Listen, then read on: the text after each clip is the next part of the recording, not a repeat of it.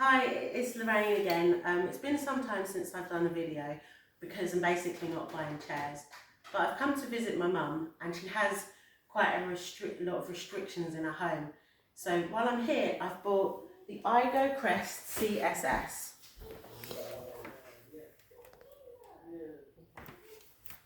As you can see, the chair is like a really small, nice little neat chair. It's not a prescription chair, but basically it's a chair that can get you around really nicely indoors.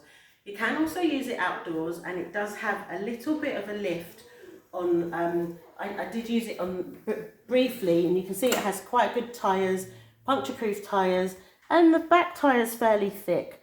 This tyre is quite good. And there is a little bit of suspension on the seat. So I have used it on curbs.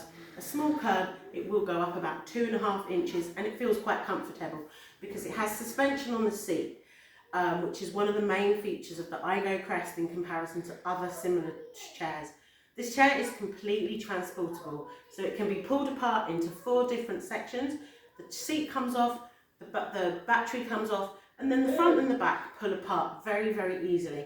And my young son has been able to do this and put it into the back of the car. So it's a fantastic chair for purposes. It has different speeds, as you can see here. This one's actually slightly restricted, so I think it goes less than 4 miles an hour, but normally it will go about 4 miles an hour. And you have, a horn that you can use. The features that I really like about IGO Crest, I like the fact that you can lift the arms up. You've also got a lever underneath that allows you to swivel. So you've got your swivel seat, which means that you can exit or enter the chair in a variety of positions. However, I would say that the lever is quite firmly underneath the chair. So if you have shoulder problems or trunk problems, or your back is really bad, you're going to struggle to use this lever anyway. So that would be my first criticism. I think the chair seat is actually very, very comfortable. It's extremely spongy, and the backrest can fold down when you're out of the chair. I really like the fact that it has a pocket at the back. What I've put in there is a foldable walking stick. So it's big enough to put my foldable walking stick. And it does have a seat belt. The chair can be used, as I say, out of doors, but I've basically been mainly using this chair for indoors. One of the things that I find is a really good feature for when you're indoors is knowing where to put your stuff. And this has little fold-out pockets, as you can see, and they're big enough to put on this side the charger itself for the actual chair and your phone, and on the other side a purse or keys. This is really handy, especially if you're using the chair indoors, because basically it's kind of hard to know where to put your stuff when you're just moving around indoors, but you might want your mobile phone. I like the fact that the arms can be widened, because I'm about, roughly 18 stone. And a size 24 to 26. So I need the ability to pull the arms out. I found this chair was comfortable for me, even though I'm a bigger lady, because the seat's about an 18 wide, but because of the ability to adjust the armrests, you can actually get quite a lot of it. Just another feature that people were a bit conflicted on, which is the footrest. I think it's really sturdy and liked it myself.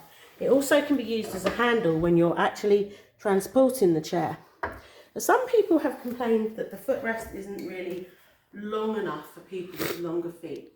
I'm a size 7, so I felt it was adequate, but it's just something to bear in mind.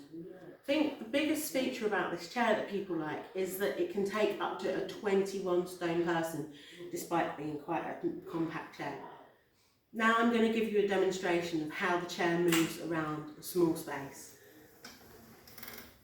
So as you can see, it has an incredibly tight turning circle. So my mum had a lot of doors that weren't widened. For example, here, I was able to get through the doors quite easily despite the small doors of the door frame.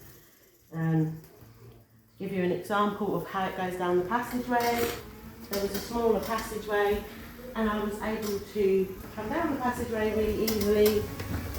It's a very smooth ride. I can turn around in this really small space here, and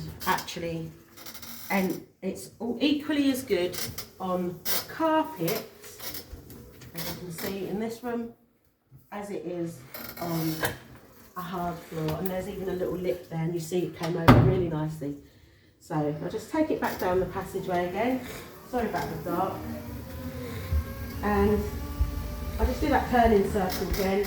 Show you the turning circle. This is the turning circle. It literally just turns on a penny, turns on a penny really like that.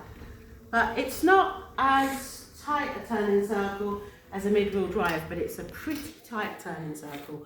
I really like this chair, for what it is. It's obviously not a complex chair, definitely not a prescription chair, and it's not crash tested, but it's a fantastic little chair that you could use for a day trip.